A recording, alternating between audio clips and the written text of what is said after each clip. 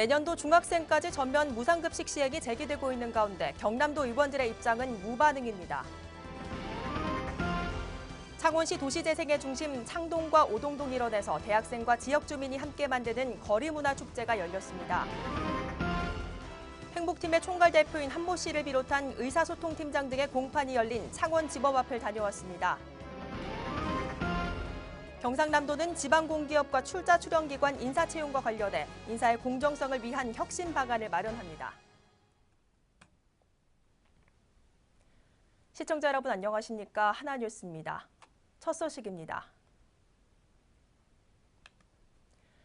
지난 2015년 돌발 무상급식 중단을 선언한 홍준표 전 경남도지사. 이후 계속해 무상급식 지원 확대에 대한 논란을 끊이질 않고 있는데요. 이러한 상황 속에 무상급식 전면 시행이란 빛이 보이기 시작했는데 정작 경남도 의원들의 입장은 어떨까요? 전주현 기자의 보도입니다. 31일 오전 경남도 의회 앞. 무상급식 중단에 반발하던 학부모들이 뭉쳤습니다. 내년도 중학생까지 무상급식 전면 시행에 대한 학부모들의 입장을 밝히기 위해서입니다. 경남의 무상급식이 원상 회복되고 확대되기를 경남의 학부모와 학생 도민은 한 마음으로 바라고 있음을 강력하게 천명한다.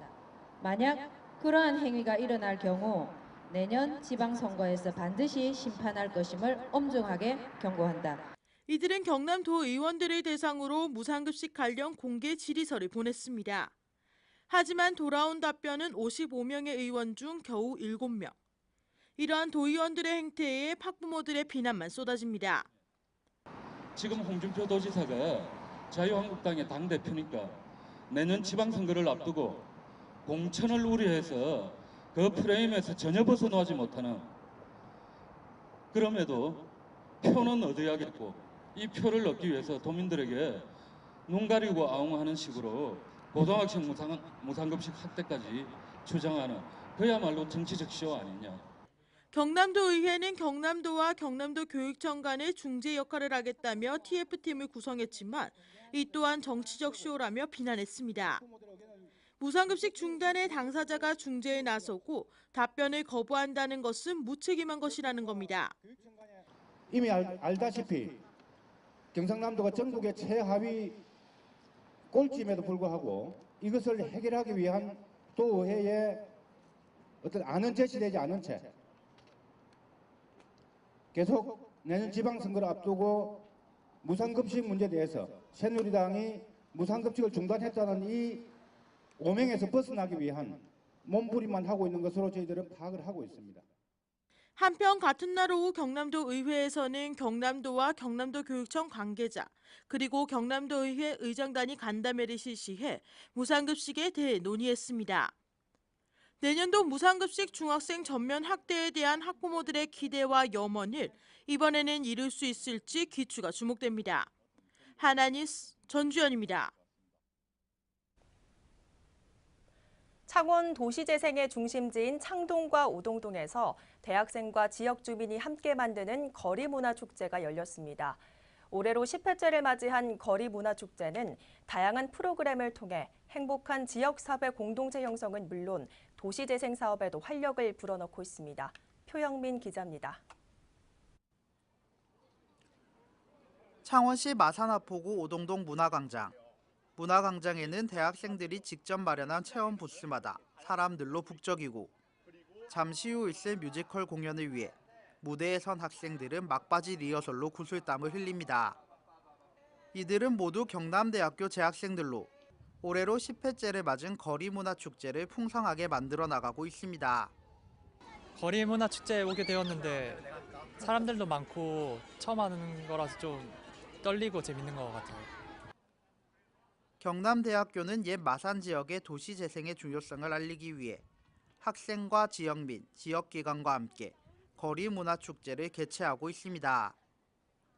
올해는 경남대 링크플러스 사업단을 중심으로 창원시 상권활성화재단과 창동예술촌, 부림공예촌 등 지역재생이라는 목표 하나로 뭉쳤습니다. 이번 축제에는 지역 맛의 거리가 열린다, 한복을 여행하다, 헬로우 골목 여행 등 다양한 프로그램으로 지역민들의 눈과 입을 사로잡았습니다. 특히 헬로우 골목여행은 참가자들이 대학생 멘토와 함께 창동과 오동동 등 옛 마산 원도심 골목을 돌아보는 시간을 가졌습니다. 한편 대학의 역량으로 지역사회를 바꿔보자는 목표를 세워 거리문화축제를 열고 있는 경남대학교. 대학생들의 열정과 지역민들의 참여로 만들어진 거리문화축제가 지역사회의 문제 해결과 도시재생에 활력을 불어넣는 촉매제가 되고 있습니다. 하나뉴스 표영민입니다. 지난 30일 행복팀의 총괄 대표인 한모 씨를 비롯한 의사소통팀장 등의 공판이 열렸습니다.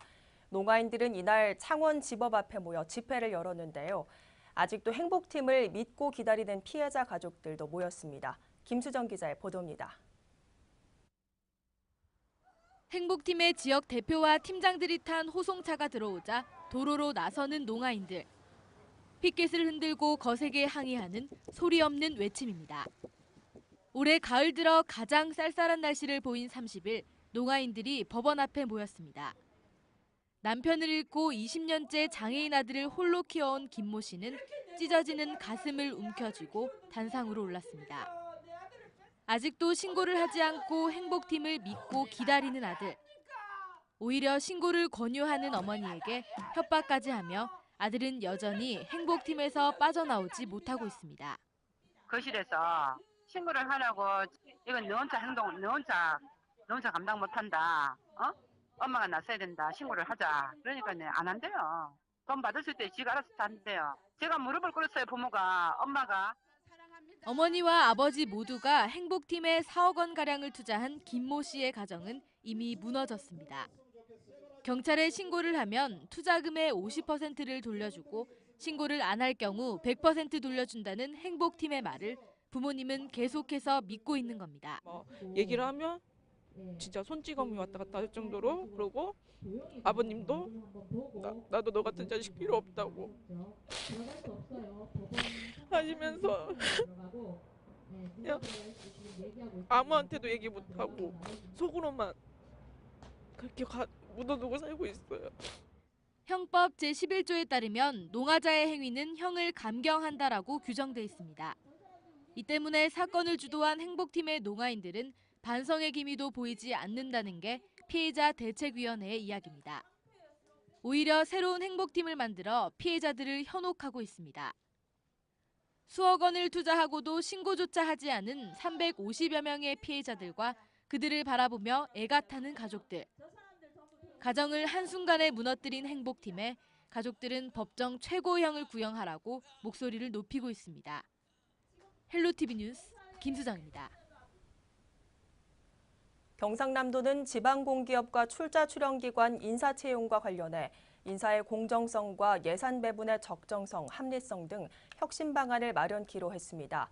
공직 내부의 인사와 채용에 대해서도 일반 공무원 모집은 엄격하게 시행되고 있지만 일반 임기제와 무기계약직 등의 채용에 있어서는 연구에 의한 채용이 이루어질 수 있다며 인사위원회를 활성화하고 외부 면접위원을 늘려 공정성을 확보할 것을 지시했습니다. 또한 시군별 축제 지원 예산의 편향성, 특정 문화예술단체의 지원 배제 등 대규모 예산 지원 단체의 재정 집행 실태 분석 미흡 등을 사례로 들며 출자 출연기관이나 공기업 면접에는 도 간부 공무원도 참여해 책임감을 높일 것을 지시했습니다. 경상남도 교육청은 특수교육 대상자의 균등한 교육기회 보장을 위해 2019년부터 2022년까지 4년간 5개 특수학교를 설립합니다. 경상남도 교육청은 지난 26일 박종훈 교육감의 꿈과 희망을 키워나가는 교육실현 방침에 따라 권역별 특수학교 설립 중장기 종합계획을 수립해 장거리 통학 불편함과 장애 특성에 따른 특수교육 대상 학생의 요구가 반영된 결과입니다. 현재 경남 지역에는 9곳 7개 시군에만 운영 중인 가운데 이번 종합계획 수립으로 창원시 진해구와 의창구, 거창군, 밀양시, 사천시 등 5곳에 2019년부터 2022년까지 신설하며 도교육청은 특수학교가 지역적으로 균형 있게 배치되면 장애 학생들의 학습권과 편의를 보장할 수 있을 것으로 기대하고 있습니다. 고성군은 다음 달 1일부터 노인 중증장애인 가구 기초생활보장을 위한 부양의무자 기준을 완화할 방침입니다. 이에 군은 수급 신청 가구에 만 65세 이상 노인 또는 1급에서 3급 장애인이 포함돼 있고 부양의무자의 소득 재산이 하위 70%로 기초연금 또는 장애인 연금을 받고 있거나 20세 이하의 1, 2급 또는 상급 장애아동을 양육하는 경우 부양 능력이 없는 것으로 간주해 생계, 의료, 주거급여 등 국민기초생활보장 혜택을 지원할 방침입니다. 이번 제도 시행으로 관내 21가구가 기초생활보장 수급 혜택을 받을 것으로 예상되며 기초생활보장급여는 소득 및 재산조사 등의 과정을 거쳐야 지원받을 수 있어 주소지 읍면사무소에 방문하거나 전화 상담으로 신청하면 됩니다. 창원시 마산복지패밀리연합회는 30일 마산실내체육관에서 창원시 복지패밀리연합회 회원 친선체육대회를 개최했습니다. 이날 행사는 활동 유공자에 대한 표창 수여와 연합회 활동을 지원해온 관계자들에 대한 공로패 및 감사패 수여에 이어 한마음 체육대회와 명량운동회 등으로 진행됐습니다. 이번 행사를 통해 회원 간 1년 동안의 노고를 서로 위로하고 화합하며 앞으로 더 열심히 지역사회 복지를 위해 활동할 것을 다짐하는 뜻깊은 시간을 가졌으며 복지패밀리연합회는 주변의 어려운 계층을 발굴 연계하며 밑반찬 지원과 위문 등 지역사회 복지 향상을 위해 활발한 활동을 펼치고 있는 단체입니다.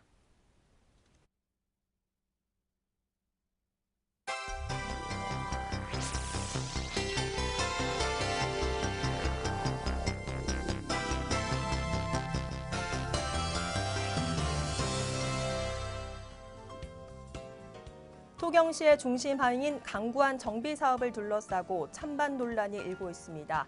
도는 다음 달부터 오는 2020년까지 400여억 원의 예산을 들여 강구안 친수시설 사업을 추진할 예정인 가운데 시민단체 등은 항구의 기능이 제한되고 관광객 위주의 개발이라며 반발하고 있어 강구안 친수 사업 추진에 대한 논란이 커지고 있습니다. 고성군은 11월 1일부터 고성사랑 상품권 가맹점을 모집합니다. 가맹점은 전통시장 내 점포, 음식점 등 모든 업소가 신청 가능하며 군청 경제교통과 및 읍면사무소에 방문 신청하면 됩니다. 한편 고성사랑 상품권은 내년 1월부터 5,000원권과 만원권 두 종류로 발행해 유통될 예정입니다. 사단법인 한국지역정책기획원에서 실시한 거제 고교평준화 여론조사에서 응답자의 64.76%가 평준화에 찬성한 것으로 나타났습니다. 이번 여론조사는 거제시에 거주하는 중학교 1, 2학년 학생과 학부모, 교직원 등 10,000여 명을 대상으로 벌인 것으로 경남도 교육청은 남은 기간 우려사항을 충분히 보완 후에 고교 평준화를 추진해 나간다는 계획입니다. 토경시는 공중이용시설의 전면 금연 정착 및 실내 체육시설 금연구역 지정 확대 실시 홍보를 위해 11월 7일부터 7일간 합동 지도 단속을 실시합니다. 단속은 금연구역 시설 4,700여 개소를 대상으로 실시되며 시정명령 후 지속 위반 시 최대 500만 원의 과태료를 부과할 방침입니다. 창원시는 11월 10일부터 3일간 용지문화공원과 중앙대로 일대에서 2017 창원거리 페스티벌을 개최합니다. 시는 이 기간 가족 단위 방문객을 위한 예술 놀이터 운영에 직짓기 콘테스트, 아트 드로잉 등을 마련하고 대규모 프리마켓을 개최해 시민 참여형 축제를 만든다는 방침입니다. 토경시 명정동은 오는 4일 2017 서피랑마을 문화축제를 개최합니다. 마을 그리고 서피랑 이야기를 주제로 열리는 이번 행사에서는 서피랑 사생대회, 음악정원 오솔길 프리마켓, 무대 공연 등 다채로운 볼거리와 즐길거리가 마련됩니다.